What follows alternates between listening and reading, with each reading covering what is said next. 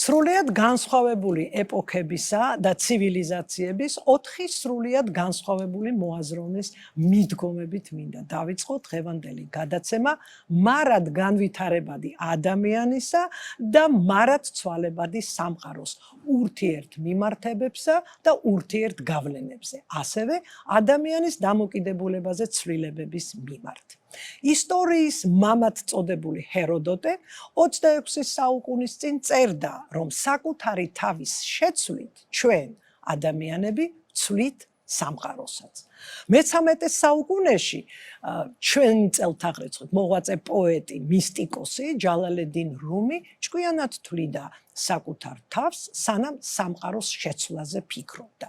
მაგრამ სიბრძნე მხოლოდ მაშინ მოვიდა, როცა სამყაროს შეცვლის ნაცვლად საკუთარი თავის შეცვლაზე ფიქრი დავიწყეო. 5 საუკუნის შემდეგ ემანუელ კანტმა ადამიანის ძალმოსილება და უძლურება ერთნაირად მართებულად მიიჩნია და დაწერა. ადამიანს არაფერი ძალუც, ადამიანს ყველაფერი შეუძლია. ამ ორ საპირისპირო ერთნაირად მართებულ დებულებას შორის ფეთქავს ჩვენი ცხოვრება, თითოეულის ცალ-ცალკე და ყველასი ერთადო. აინშტაინმა კი მე-20 საუკუნეში ასეთი რამ ბრძანა. გონიერების მთავარი საზომი ცვლილებებისთვის მზაობის ნიჭიაო. რას ვფიქრობთ ჩვენ იგივე საკითხებზე დღეს 21 საუკუნის მეორე-მეოთხედის მიჯნაზე და როგორ გამოიყურება თანამედროვე ადამიანი, როგორც ფიგურა სრულიად ახალი ციფრული სამყაროს ფონზე. ფიგურისა და ფონის ურთიერთობა, ურთიერთმიმართება და ურთიერთგავლენები. მოგესალმებით, თქვენ უყურებთ და უსმენთ იმედს. ეთერშია შემდეგი გაჩერება. წარმოგიდგენთ უპირველეს ყოვლისა ჩვენს დღევანდელ სტუმარს. ფსიქოლოგიის დოქტორს, გეშტალტ თერაპევტს, ბატონ დიმიტრი ნადირაშვილს. მოგესალმებით ძვირფასო სტუმარო, ძვირფასო დიმიტრი. დიდი მადლობა თამარ დაპატიჟებისთვის, მოხარული ვარ ასეთ საინტერესო გადაცემაში, ასეთ საინტერესო პრელუდიით და თემებით დაწყება ჩვენი ურთიერთობის და დიალოგის და მეც მზად ვარ, რომ დღევანდელი რეალობა ცხოვრება შევეცადო, დავინახო ფსიქოლოგიის და ფსიქოთერაპიის გადმოსახედიდან. კეთილი, მოდი ვეცადოთ. ეხლა შენ სწავლობ ამ საკითხებს, ურთიერთმიმართებებს, ფონს, ფიგურას, ადამიანს, გარემოს და ასე შემდეგ და რაც მთავარია მთლიან ადამიანს გეშტალტი სწავლობს. 5 წლის წინ შევხვდით მე და შენ ამ სტუდიაში. მართლა, მე გუშინდელივით მახსოვს. სწრაფად. მაგრამ ამ ძალიან მოკლე თითქოს დროში ძალიან ბევრი რამ შეიცვალა. მაშინ ჩვენ საუბრობდით დამოუკიდებელ საქართველოზე და პოსტსაბჭოთა ფონზე, რომლიდანაც ის გამოვიდა. შენ მე გთხოვდი ახსნას, განმარტებას და რომ გაგეგებინებინა ჩვენთვის რაშია საქმე. და შენ თქვი ასეთი ძალიან სერიოზული წინადადება. ჩვენ გამოვედით საბჭოთა ფონიდან და დავდექით სამყაროს პირისპირ. ჩვენ ამ სამყაროსთვის უნდა გაგვეცნო ჩვენი თავი. ვინ ვართ ჩვენ? ახლა აღმოჩნდით ციფრული ფონის წინ საერთოდ სხვა სამყაროა. რა გვაქვს დღეს სათქმელი იმ ფონისთვის, იმ სამყაროსთვის, რომლის წინაშეც აღმოჩნდით ჩვენ? ჩემი გამოცდილებით, მიუხედავად იმისა, რომ ჩვენ საბჭოთა კავშირი ამდენი წლის წინ, 35 წლის წინ, ასე ვთქვათ, დავტოვეთ თითქოს ახალ რეალობაში შევაბიჯეთ, აი როგორც ადამიანი თავის ბავშვობას ესე ადვილად ვერ ელევა და მიუხედავად იმისა, რომ თვითონ როგორც ორგანიზმი სრულიად სხვა არის, შემძლეა, დიდია, ჭკვიანია, ასევე გარემო სხვა არის, რაც იყო მაგალითად მაფრუსტრირებელი ბავშვობაში, ტრავმების შემქმნელი, ის აღარ არის. ეხლა ის მაინც არსებობს და როგორ არსებობს, თამარ? არსებობს იმ ფიქსირებული განწყობებით, რომელიც ადამიანში რჩება. ესე იგი იცვლება თვითონ გარემო და რა რჩება? მის დაუნებურად, მის გაუცნობიერებლად რჩება განწყობები, როგორ უნდა იცხოვროს იმ ახალ რეალობაშიც. და არ ხდება რა? თავისი ასაკის მიღება. აი ამ ტრავმების გამო ხშირად ის განიცდის პატარად თავს უსუსურად რეალობაში და ასევე ვერ ხედავს ნამდვილ ფონს და რეალობას. ეს ძალიან გავს, ესე იგი, გულივერის თემას, რომელიც ასე არის გადმოცემული, რომ პატარა ხარ ლილიპუტი სამყაროში და გოლიათი ლილიპუტებში თავარი აი ამ მიმართებებში არის დაინახო მართლა ეს რეალობა, რომელშიც ხარ და ძნელია იმიტომ, რომ ეს დანახვა გაძნელებულია იმ განწყობებით, რომელიც ჩვენშია. ეხლა რაც შეეხება ეს როგორ ჩანს დღევანდელ ქართულ რეალობაში. ჩვენ თითქოს და ძალიან დიდი ბოდიში, აი როგორ ჩანს ქართულ რეალობაში, რა თქმა უნდა ეს არის ჩვენი ძირითადი საკითხი დღეს, მაგრამ მინდა რომ აი გულივერის კომპლექსს დაუბრუნდე და ცოტა უფრო კარგად გაგვიმარტო, გავახსენოთ ჩვენს მსმენელს. ლილიპუტების ქვეყანაში გულივერი სხვა ფიგურაა და სხვა ფონზე და გოლიათების ქვეყანაში გულივერი იქცევა ლილიპუტად და ფონიც იცვლება. ეს გახდა რაღაც ჩემი ინტერესის სფერო და ერთი დაახლოებით 20 წლის წინ პატარა თეორიასავით ესე იგი შევქმენი, რომელიც თავისი არსით ამას ლაპარაკობს, რომ არა მარტო ფიგურები იცვლებიან, მოდიან ადამიანები, არამედ ხდება ესეთი რამეც. ინგრევა ფონი და ამ დანგრეულ ფონში, ესე იგი, მაგალითად, საბჭოთა კავშირის ფონი ჩამოიშალა. და აღარ არსებობს ის ფონი, რომელიც იყო. და როგორ იცხოვრო, ან ფონის გარეშე, ან დაინახო ნამდვილი ფონი ამ დროს რა არის. აი ეს სიძნელე იქნება და პირად ცხოვრებაში ადამიანთან ეს ხშირად ხდება. აი რა დროს? აი ესეთ ვითარებებში, როდის ინგრევა ესე იგი ეს ფონი ადამიანისთვის. როდესაც პატარა ბავშვი მიჩვეულია ცხოვრებას თავის ოთახში და სახლში მშობლებთან და გადის უცებ ეზოში. ეზო ახალი ფონი არის და ის განწყობები, რომელიც მას მზად აქვს ოთახისთვის, იმ გარე ფონისთვის, რეალური ფონისთვის მიუსადაგერია. ასევე იგივე ხდება, როდესაც მაგალითად გოგონა თხოვდება და თავისი ოჯახის ოჯახში ფონის მაგიერ, სადაც შეჩვეულია განწყობებით, როგორ მიმართოს დედას, მამას და ძმას, ხვის ოჯახში ხდება. ახალ ფონში. ეხლა საქართველოს დაუბრუნდეთ და ფსიქოლოგიურად მინდა რომ თამარ აი ეს მოვიტანო სათქმელი, რა მოხდა ფონის თვალსაზრისით საქართველოსთან მიმართებაში და დაფიქრებად ღირს ეს რამე თუ კრიზისები ჩვენ ბევრი გვაქვს და ერთ-ერთი კრიზისი სწორედ აი შეიძლება მე ვარაუდობ, აქედანაც იყოს, ესე იგი, აღმოცენებული და შეიძლება მოეულოს თუ კი გავიგეთ და კბილი მოვდეთ მას. ესე იგი, ჩვენ ცხოვრობდით, მე გავიზარდე და შენც გაიზარდე საბჭოთა კავშირის ფონში. ეს რა იყო განწყობების თვალსაზრისით? მე მახსოვს ჩემი მთელი ცხოვრება, როგორ მიყვარდა დასავლეთი ამერიკა ყველაფრით, თავისი მუსიკით, თავისი მეცნიერებით, თავისი კულტურით, თავისი ჯინსებით და როგორ ვერ ვიტანდი და ამაზე საშინელი რა იყო საბჭოთა კავშირი.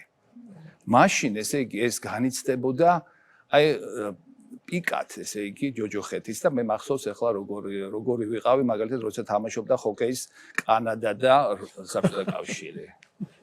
და ქართველები საბჭოთა კავშირის ნაკრებში ფეხბურთში, მაგრამ მაინც როგორ ვემხრობოდი მაგალითად ჰოლანდიას ან გერმანიას. აი ეს განწყობები იყო და ეხლა ამას რატო უსვავ ხაზს აი ამ განწყობებს? დაინგრა უცებ საბჭოთა კავშირი. უცებ ეხლა ვამბობ, რომ აი ის თაობები შეეწირა ამას და ესე იგი დიდი ბედნიერებად განცდილი იყო აი ეს ცვლილება. ნანატრი, მოდი ნანატრი ცვლილება. და მე მეუნებოდեմ, ესე იგი, საპირისპირო მხარიდან, მაგალითად რუსები ხშირად, რომ თქვენ ინანებთ ამას, თქვენ აღარ გექნებათ ეს უმაღლესი განათლება, სახსრები ინსტიტუტისთვის, ახლა მე მაშინ მაგალითად მუშაობდი ფსიქოლოგიის ინსტიტუტში, ინსტიტუტი იყო საბჭოთა კავშირში, ერთ სამში შედიოდა თავისი უზნაძის სკოლი და ეს დაფინანსება აღარ იქნა გაქრა ეს ინსტიტუტი მართლა. ესე იგი, ბევრ რამეს ამბობდა მე ეცინებოდა ამაზე და ესე იგი ეს იყო იმ განწყობების გამოხატულება, რომლითაც ვცხოვრობდი და შეიცვალა ფონი თურმე, მაგრამ აი ხა მე ხო ამაზე ესე თითქოს ცნობიერად ვლაპარაკობ, მაგრამ ამის მიმართ მე სრულიად არაშემძლე ვიყავი. და დღესაც მაგალითად, როდესაც რეალობა ესეთი გვაქვს, რომ საბჭოთა კავშირი არ არის და ჩვენ გვაქვს განწყობები, როგორ უნდა მოვიქცეთ, როდესაც ვიღაცა არ მოგვეწონება. მაგალითად, ცოტა წარსულ ისტორიაში ზვიად გამსახურდიას მთავრობა მოვიდა. და მე მახსოვს, რომ რაღაცები არ მომეწონა. ზვიად გამსახურდის დიას მთავრობის. და არაცნობიერად ჩემში ამოქმედდა ყველაფერი ის განწყობები, რაც იყო საბჭოთა კავშირის მიმართ, ესე იგი, როდესაც არ მომწონდა, ეხლა მის მიმართ, ამ მთავრობის მიმართ. და მე ამას ვხედავ დღესაც, როდესაც რა საპროტესტო, ესე იგი, განწყობებიც არის, ძველი თაობა, ახალი თაობა, როგორ ამას გამოხატავს თითქოს საბჭოთა კავშირი იყოს. საბჭოთა კავშირის მიმართ განწყობები გვაქვს და ფარულად არაცნობიერად მას გამოვხატავთ უკვე სხვა ფიგურის მიმართ, სხვა ფონში. ანუ ქართული სახელმწიფოს მიმართ გამოვხატავთ. ქართული მთავრობით. აი მე რო ვახსენე, რომ მაგალითად ზვიად გამსახურდიას მთავრობა დაემხო რატომ? ეხლა ჩემი ანალიზით. იმიტომ რომ ადამიანებმა დაიწყეს ისეთივე ბრძოლა მასთან, რა განწყობებიც ჰქონდათ ბრძოლის დროს საბჭოთა კავშირთან, რაც არ მოწონდათ მასთან და გააზრება არ მოხდა აი ესეთი გლობალური, რომ სხვა ფონია. და ეს სხვა ფონი მოითხოვს ცვლილებებს განწყობებისაც. ეს დღევანდელ დღესაც ძალაშია. მაგალითად, როგორ ვაპროტესტებთ ჩვენ მთავრობას, ეს გასაცნობიერებელია. მაგალითად, იმ მთავრობის დამხობის მერე მოხდა სამოქალაქო ომი.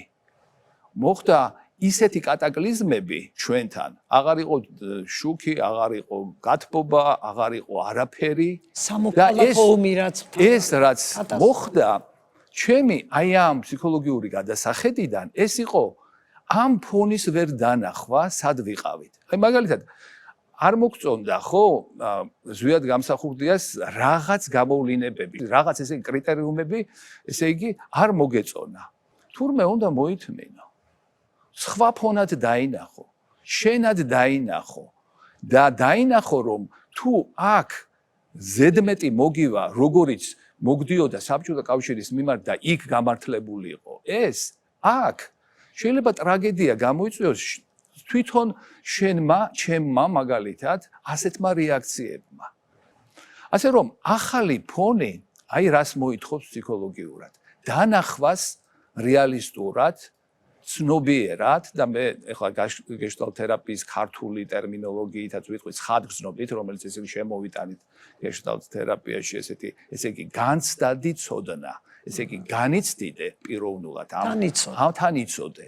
აი ესეთ ცხადგრძნობებს მოითხოვს იმ ფიგურის და ფონის მიმართ და განსაკუთრებით იმ შეცვლილი ფონის მიმართ, რომლის მიმართაც ჩვენ პასუხისმგებლობით შეიძლება ვიყოთ და შეიძლება დავკარგოთ ეს პასუხისმგებლობა, როდესაც გაუცნობიერებლად ასეთი განწყობები წამოვა, ჩვენ უკრიტიკო შეიძლება ვიყოთ ამ განწყობების მიმართ და მოხდეს ის, რაც ხშირად გამეორდება მერე ჩვენ დაუნებურად, ჩვენ და გაუცნობიერებლად და ესეთი გაუცნობიერებელი განწყობებით ცხოვრება იშვიათი არ არის სამყაროში, სადაც აი ესეთი განათლება ამ თვალსაზრისით დეფიციტია. ლათინური ამერიკა, აფრიკა და შეიძლება ჩვენს მატრიქსში მოვხვდეთ, განსხვავებით, ესე იგი, აი ამ განწყობების კარგად მცოდნე ევროპისა და ამერიკისა.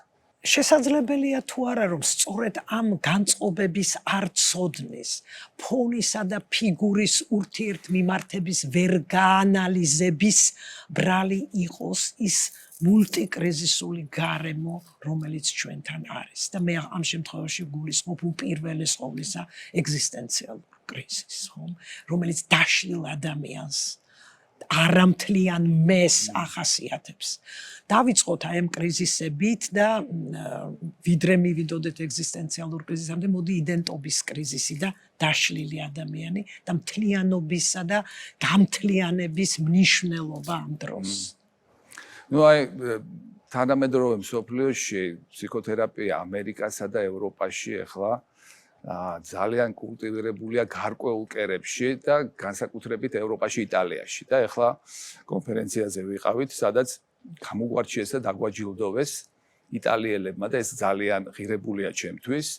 რამე თუ იტალია არის ამხრივ ფლაგმანი მთელს ევროპაში და შემოაქვს ასე ვთქვათ ახალი სიტყვები აი ამ ევროპულ ფსიქოლოგიურ გეშტალთერაპიულ აზროვნებაში. გილოცავთ, იმიტომ რომ ეს საქართველოსთვისაც ძალიან მნიშვნელოვანია ქართული ნებისმიერი ქართული სკოლის, მით უფრო სამეცნიერო სკოლის და მით უფრო აი გეშტალტის სკოლის აღიარება, ასე რომ მინდა რომ მოგილოცოთ. მადლობ თამარ და მე ამას მივაწერ სრულიად, ესე იგი ქართულ ფსიქოლოგიურ სკოლას. და რატომ? იმიტომ რომ ეს ის ფესვებია, რომელიც აი დიმიტრი უზნაძის სკოლიდან მოდის და ეს ის ასე ვთქვათ მდგომარეობა მომწიფების არის, რომელიც მოამწიფა აი მწინა დიდმა თაობებმა უზნაძიდან მოყოლებული საუკუნე იყო, ესე იგი ფსიქოლოგიის კვლევითი ინსტიტუტი, უნივერსიტეტი, აი ამის შემძლე და ჩვენ ფაქტიურად ახლა აი ამ ფსიქოთერაპიულ გამოყენებით ფსიქოთერაპიაში ვიყენებთ აი ამ ცოდნას განწყობის ფსიქოლოგიის და ვიმკით ასე ვთქვათ ყველაფერი იმას რაც მაშინ არ იყო ესე იმიტომ რომ რკინის ფარდის უკან იყო საქართველოს და როცა რაღაც მოხდებოდა და ვთქვათ კარლ როჯერსი ჩამოდიოდა მთელი დელეგაციით ამერიკიდან აქ ან ვირჯინია სატირი ჩამოდიოდა აქ ასევე ესე იგი ერთი ამბით და მას აკონტროლებდნენ და მოდიოდა მოსკოვში, ლენინგრადში და თბილისში. აი მეტის აქედან გასვლის საშუალება და გატანის აი ამ ცოდნის არ იყო და ეხლა ძალიან მოჭარბებული არის აი ეს გატანა და ჩვენი ინსტიტუტი რო ახსენეთ, აი ფაქტიურად ეხლა დაკავებული ვარ ორი სიტყვით რო ვთქვა ამეთი რომ ესე იგი აი ამ გეშტალთერაპიული გადასახედიდან დაშლილი ადამიანების, სტუდენტების, რომლებიც გაუცხოებული არიან საკუთარ თავთან, საკუთარ მინდასთან, საკუთარ მინდების მაგიერ არის დედას რა უნდა, მამას რა უნდა, გარემოს რა უნდა. აი ესე ხდება გაუცხოება საკუთარ მინდებთან, ცუდი სოციალიზაციის გამო, რომ ესე იგი არ არის მოტანილი კარგად ვინ არის ეს ადამიანი გარემოს მიერ და სხვისი მინდები თავს მოხვეული არის თითქოს ესე იგი ამას უწოდეთ ინტროექციას, ინტროექცირებულად, თითქოს საკუთარია და ამითი გაუცხოებული და დაკავებული ვართ რომ დავაბრუნოთ საკუთარ ავთენტურ მესთან. საკმაოდ რთული პროცესია, 1 წელი მიდის ხოლმე, მაგალითად ჯგუფური თერაპია და სწავლა 4 წელი. და დაკავებული ვართ ამ ფაქტიურად გაუცხოების ესე იგი პრობლემით და ხელახლა გაღვიძებით ავთენტური მესი, რომელიც ესე მნიშვნელოვანია დღევანდელ სამყაროში. და ამით მინდა აი აქ ხაზი გაუსვა ამ ეგზისტენციალურ ასე ვთქვათ ფორმულას და ამ ჩვენ სამყაროში რომ როგორც გიორგი გურჯიევი თბილისიდან ესე იგი ეგზისტენციალისტი ამბობს გენიალურად და ძალიან მიყვარს აი ეს ფორმულირება რომ სამყარო აბსურდია თუ მე არ არსებობს თუ აი ეს ავთენტობა არ არსებობს ესე იგი თუ მეს მინდების ავთენტური ესე იგი მიმართება გარემოსთან სამყაროსთან არ არსებობს სამყარო აბსურდია იმიტომ რომ გაუგებარია როგორ უნდა დაალაგდეს იქ რამე და როდესაც მე არსებობს ამის საპირისპიროდ სამყაროში მაშინ ქრება აბსურდი და ჩდება გზა საზრისი ადამიანისთვის, სად მიდის, ვინ არის, რა უნდა, როგორ უნდა და ეყრდნობა საკუთარ თავს. ასე რომ დაგისვა კითხვა ადამიანი მისი მინდა და უნდა. და როდესაც ეს ვექტორი გადახრილია მარტო და დაკავებულია მხოლოდ მე მინდათი და სრულად უგულებელყოფს უნდას. ძალიან ბევრია ჩვენს თანამედროვეობაში ადამიანთა რაოდენობა, რომლებიც მე მინდას იმდენად დიდ პრივილეგიას ანიჭებენ, რომ დავიწყებული აქვთ უნდა გადავაგდოთ. არა, პირიქით, უნდა ძალიან მნიშვნელოვანი რამ არის და აი პარადოქსი რა არის, რომ თავის მინდასთან გაუცხოებული ადამიანი ძალიან ადვილად ეჭიდება აი ამ მინდას. ხოლო ესე იგი ეგოისტურ ქცევებს.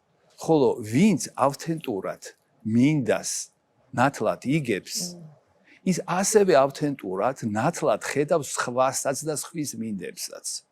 ესეთი ადამიანი, დედა ან მამაც, ადვილად ხედავს ბავშვის ხვის მინდას და ადვილად ხედავს სოციუმის მინდასაც, ადვილად ხედავს ეროვნულობასაც. ესე იგი, ეს გაუცხოება საკუთარ მინდასთან, საკუთარი თავის დაკარგვაა და სხვისი დაკარგვაც არის და ეგოისტური როლის თამაში ასეთ ვითარებაში გარანტირებულია. ესე იგი, ეგოიზმი და როლი მისი ამისგან მოდის. ამისგან განსხვავებით, უნიკალობის დაფასება, რომელიც ხდება მინდას გაგებით, აძლევს ადამიანს საშუალებას, რომ სხვისი უნიკალობაც დააფასოს.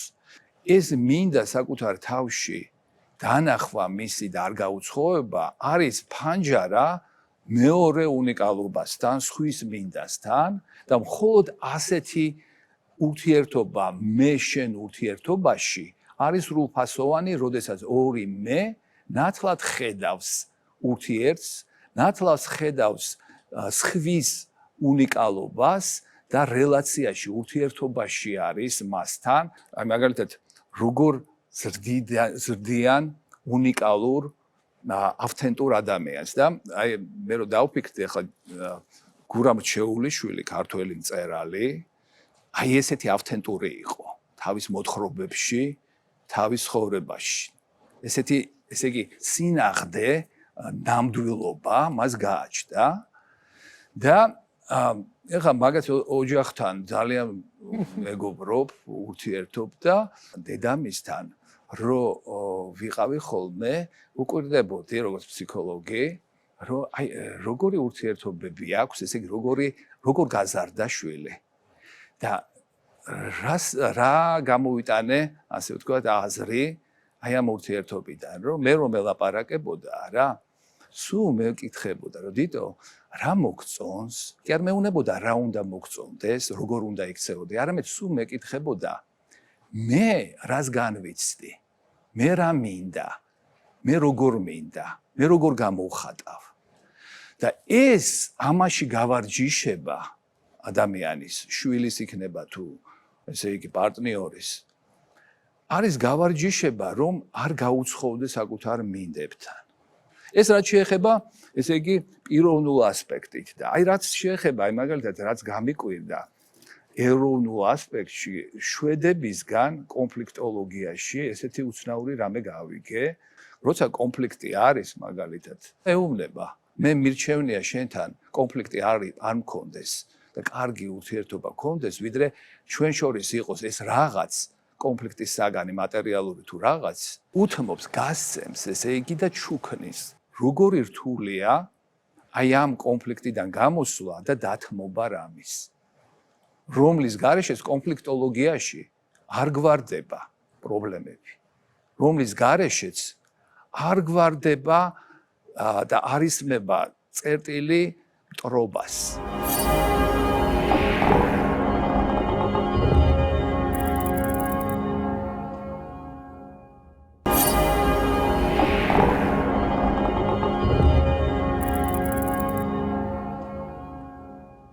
ყველაფერი, რაზეც ჩვენ საუბრობთ, დაკავშირებული არის ადამიანის გამთლიანებასთან, არა გეშტალტი ამ გამთლიანებას გულისხმობს. აი ამ პროცესში რა ადგილი უჭირავს დროის ფაქტორს და ასევე სხვათა შორის სივრცის ფაქტორსაც, იმიტომ რომ როდესაც ადამიანის მინდაზე და უნდაზე ვლაპარაკობდით, იქაც გადაჯაჭვულია ძალიან მინდები და სხვების უნდები და გავლენების მოხდენის სურვილი. ასე რომ შემდეგ გადავიდეთ გავლენის ფსიქოლოგიაზე, მაგრამ მანამდე აი დროის ფაქტორზე ვისაუბროთ.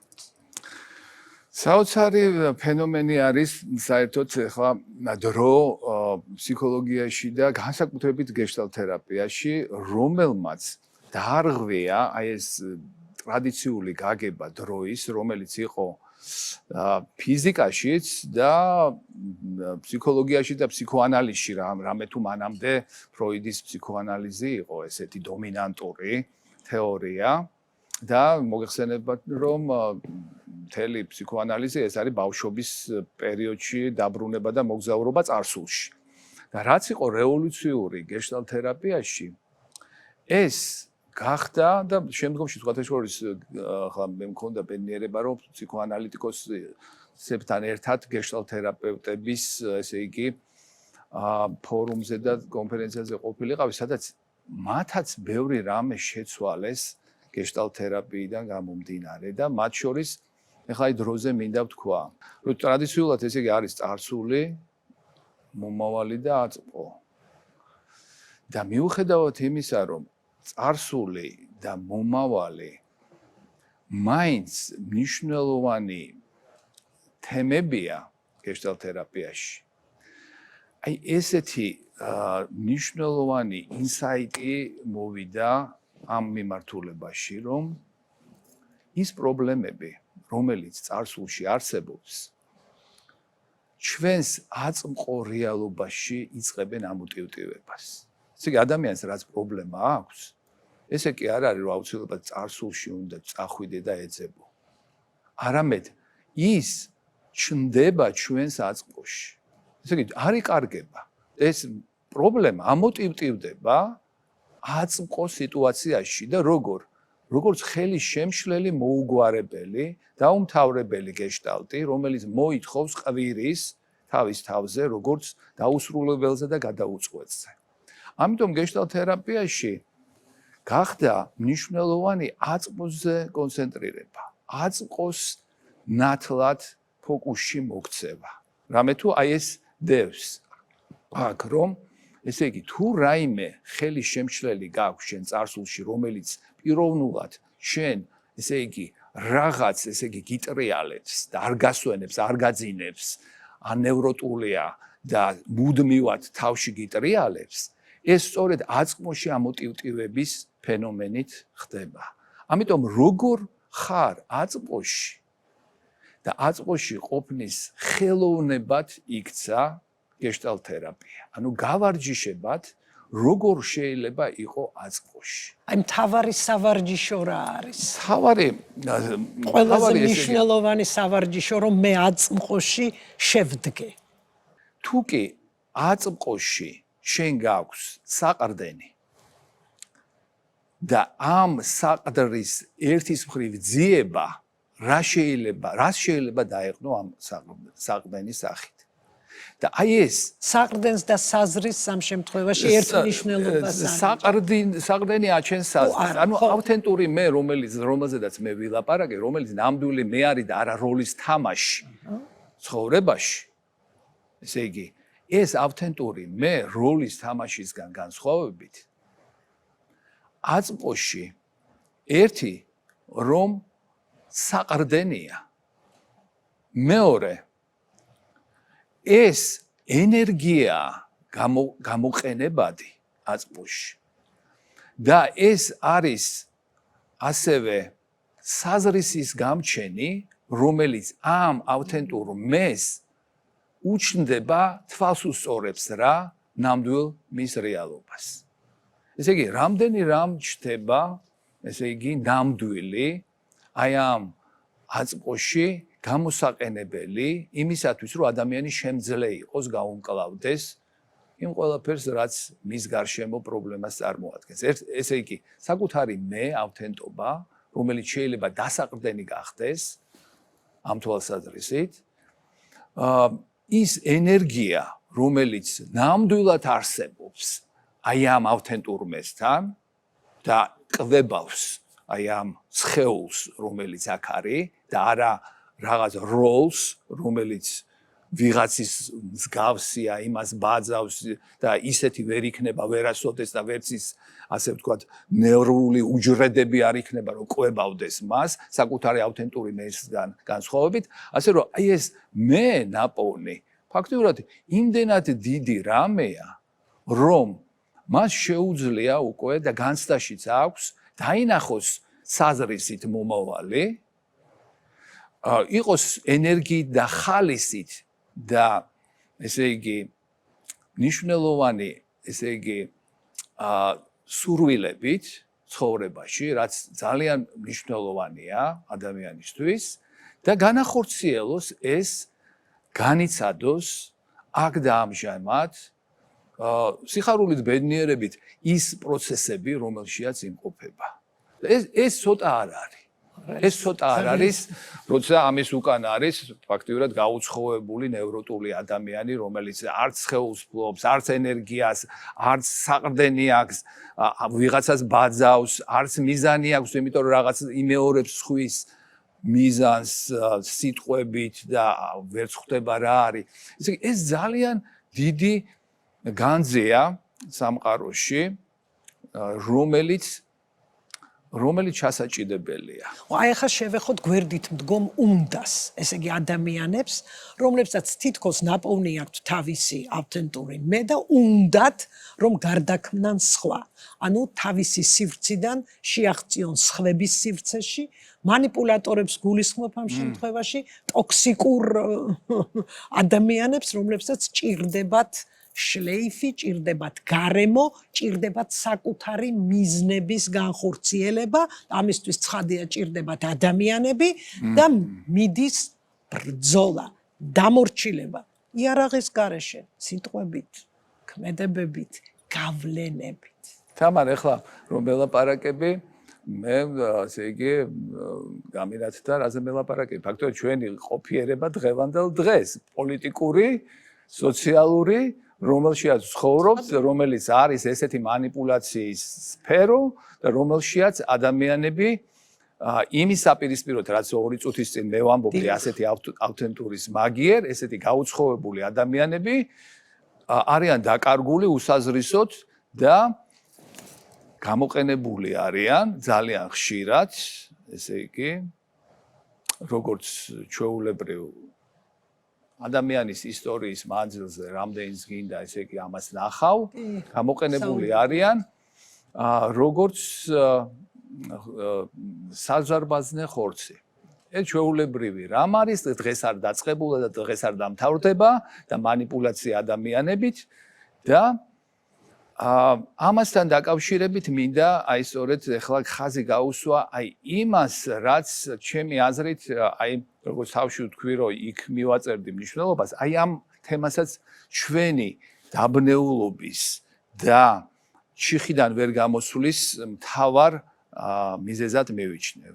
და ეს არის სხვათა შორის ფსიქოლოგიურად განწყობის ფსიქოლოგიის მონაპოვარი, რომელიც ასე გამოითქმის, რომ ესე იგი პოზიციური აზროვნებით როგორ არის ადვილად манипуლირებადი ადამიანი და როგორ შეიძლება დააღწიოს თავი ამისგან ადამიანმა, ეს არის ანალიტიკურია ჩვენთან განწყობის თეორიის, მე ვამატებ ამას ჰოლისტური აზროვნება, ეს კი მთლიანობითი აზროვნება და ორი განმარტება ამის თაობაზე. რა არის პოზიციური აზროვნება?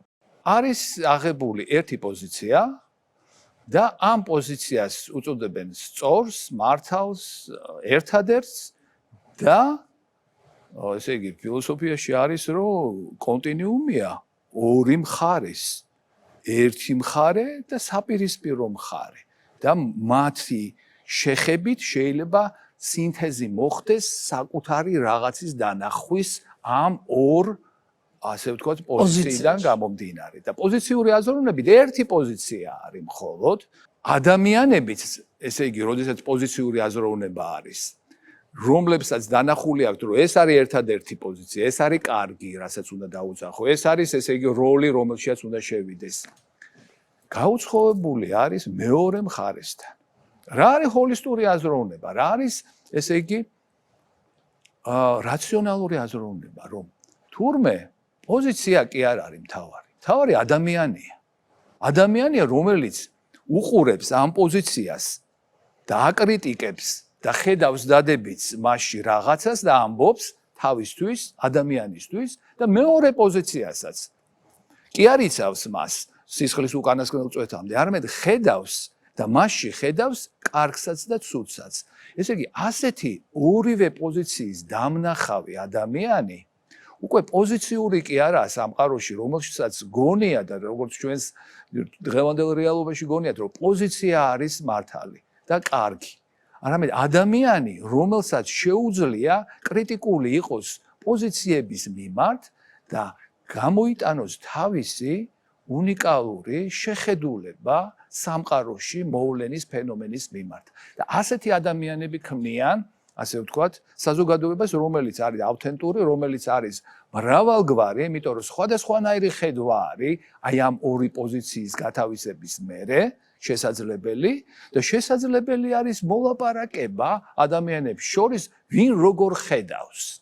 და მტერი არ არსებობს აქ, როგორც პოზიციურ აზროვნებაში არსებობს და აქ ვიგებთ, ვინ როგორი ავთენტურია, რა განსხვავებებია, როგორც არ არსებობს კარგი ფერი, წითელი ან ლურჯი, არსებობს ფერები და ამ ფერების დანახვით ადამიანი ხდება შემძლე სამყარო დაენახოს და არა პოზიცია აიღოს, როგორც ჩვენს რეალობაში არის დღეს, აი ამ პოზიციური აზროვნებით გახლეჩილი საზოგადოება და დაკარგული, ესე იგი, უნარი ანალიტიკური აზროვნების სინთეზის და ამ ორივე პოლარობიდან საკუთარი უნიკალური მეს შეხედულებების გამოტანის. კიდე ამას სჭირდება თამარ, ესე იგი, სპეციფიური აღზრდა ადამიანის. აი ის პოზიციური აზროვნებით აღზრდა ხდება, კულტივირება ხდება ჩვენ საზოგადოებაში და გამოყვანა ხდება პოზიციების გამართლებელი ადამიანების, რომლებიც დააღებენ პირს და მხოლოდ ამ პოზიციას ამბობენ, რომ გვიშველის გადაგვარჩენს. ან სხვა პოზიცია გადაგვარჩენს და კულტივირება ჭირდება ასეთ საზოგადოებას, რომელშიაც იქნება მოწვეული ადამიანი ან ადამიანები და აი ეს მედიატორი, რომელიც ათქმევინებს კრიტიკულად ამ პოზიციაზეც და იმ პოზიციაზეც დაინახავს ამაში რაღაც სასარგებლოსაც და ცუდსაც და არ დაგვავიწყდეს, რომ ერთი და იგივე რამ სხვადასხვა დროში შეიძლება 180 გრადუსით შეტრიალდეს. ანუ ეს გახდეს ცუდი და ის გახდეს კარგი. ესე იგი, გააჩნია რა დროში და როგორი ადამიანებისთვის მათ რა სურვილები აქვთ აქედან გამომდინარე. არ არსებობს, ესე იგი, პოზიცია, რომელიც აღმოაჩინო და იდეალური იქნება. გააჩნია ყველაფერს, ყველაფერი ფარდობითია და ადამიანმა უნდა გადაწყვიტოს თავისი მეტის აზრისით და გემოვნებით, თუ რომელი არის, ესე იგი, მართებული მისი აზრით საზოგადოებაში. და ასეთ საზოგადოებას და ადამიანებსაც უნდათ კულტივირება და აღზრდა. ამ პროცესში, ძალიან სერიოზულ და რთულ პროცესში, ავტორიტეტს რა როლი უჭირავს? უდიდესი როლი უჭირავს. და ავტორიტეტი საერთოდ დადებითი მოვლენაა თუ ნეგატიური? ნუ, ესე იგი, ავტორიტეტი შეიძლება ჩვენ მოვიყვანოთ სხვადასხვა მაგალითები, როდესაც ერთი შეიძლება გახდეს ტირანი და მეორე შეიძლება გახდეს თვალის ამხელი. ესე იგი, გააჩნია ავტორიტეტს და როგორ კონტექსტში იქნება მოყვანილი ის. თუ ეს ავტორიტეტი ზრუნავს პოზიციის გამართლებაზე და ამაზე არის ორიენტირებული, როგორიც იყო მაგალითად სტალინი ან ჰიტლერი. რას ამბობდა ის? რომ პოზიცია არის რაღაც, რომლის მიხედვითაც ებრაელები დასახვრეტი არიან და პოზიცია არის რაღაც, რასისტული, რომელიც ესე უნდა იყოს, ესე იგი მოტანილი ყველასთან, არ აქვს მნიშვნელობა და თუ გერმანელები რომელიღაც ხალხი განათლებული და ესე იგი იმდროინდელი ელიტა ამას არ ეთანხმება, ისიც უნდა გავანადგუროთ. ესე როგორი პოზიციური აზროვნებაა და შეიძლება იყოს ამისგან განსხვავებით ავტორიტეტი და ისიც ავტორიტეტი იყო იმ საზოგადოებისთვის, ვინც ჰიტლერს იძახდა 99 მანამდე კულტურული და განათლებული გერმანელი. და ავტორიტეტი არის, რა თქმა უნდა, ისიც, ვინც დაინახავს არა პოზიციას, არამედ ადამიანს მნიშვნელოვნად, ფასეულობად და მივა მასთან და დაელაპარაკება რა, როდის, რისთვის ჯობია. ესე იგი, გაღვიძება ადამიანობის და იმ ნამდვილი მესი, რომელიც ილაპარაკებს ამაზე, როგორ მოვაწყოთ ჩვენი საზოგადოება. ესეთი ლიდერიც ავტორიტეტია. ჰაველი მაგალითად ესეთი იყო აი იმ პოსტსაბჭოთა სივრცეში. კეთილი, შემოვიყვანოთ ახლა ციფრული ავტორიტეტი და სოციალური სამყარო. და ამ პროცესში არა ადამიანის და ავტორიტეტის, არამედ ციფრული სამყაროს როლი. სადაც ახლა ვართ. მოიაზრება როგორც ფონის შემცვლელი თუ არა. აი ამის მიმართ მე სწორედ აი პასუხად მახსენდება ანეკდოტი, რომელიც საბჭოთა კავშირში მაქვს გაგონილი, რომ აი ოღონდ იქ აი ამ ხელოვნური ინტელექტის მაგივრად იყო გახსენებული, ესე იგი რაღაც ებრაული ოდესური ანეკდოტია, რომ იზაბრილი რადიო, ესე იგი გამოიგონეს რადიო. აშჩასეთა ნიათ? ბედნიერია, ვერ გავხდიო. ესე იგი ეგონა რომ რადიო იქნება იქ. ტექნიკა მოусმენ, დავჯდებით და ბედნიერები ვიქნებით, რადიოს უსმენთ. ის კი არა რომ ხელოვნური ინტელექტი გაჩნდა და შეატყო ასე ვთქვათ, ოდესელმა რომ ბედნიერება ადამიანისთვის ამას არ მოაქვს. რადიოს თურმე სხვა რამე არის ბედნიერება, პიროვნული რეალიზაცია, ეხლა მე ფსიქოთერაპიული და ფსიქოლოგიური აქედან ვამბობ და ეს არის მე გახდეს მეტად შემძლე ვიდრე გუშინ იყავი. აი ეს ბედნიერება ადამიანისთვის, ეს საყრდენია საკუთარ თავში და ის ტექნიკა, რომელიც ჩვენს გვერდზე არსებობს, ბედნიერება არ მოაქვს. აი რანაირადად უცნაური არ უნდა იყოს. რამდენი რამ მოვიდა, ხო? რადიო, ტელევიზია, მერე მობილური, მაგრამ ბედნიერება არ მოაქვს. ისე იგი ამ კომფორტს უნარი აქვს რაღაცეები მოიტანოს, მაგრამ აი ადამიანური ბედნიერება, რისთვისაც არის გაჩენილი ადამიანი, რომ აი ამ მიმართულებით იაროს, ბედნიერების მიმართულებით იაროს, აი აქ ამის მომცემი არ არის ეს ტექნოლოგიები და ეს ძალიან მნიშვნელოვანია, რომ ვიცოდეთ, რომ ეს არ გადავაბაროთ აი ამის მოტანის იმედი, აი ამ ტექნოლოგიებს, არამედ ის გამოვიყენოთ რაღაცისთვის, რაც ჩვენთვის მნიშვნელოვანია, მაგრამ ჩვენი საკეთებელი ის ვერ გააკეთებს. ჩვენ გასაბედნიერებელი, ჩვენ რო გავხდეთ, ამას ის ვერ შეასრულებს. დიდი მადლობა, ახლა ჩვენი ფინალური კითხვა რა, რეზუმესავით. რა გჭირდება შემდეგ გაჩერებაში აუცილებლად რისი გადარჩენა გამთლიანებისთვის, რასაც ემსახურებით თქვენ და რას უნდა შეველიოთ.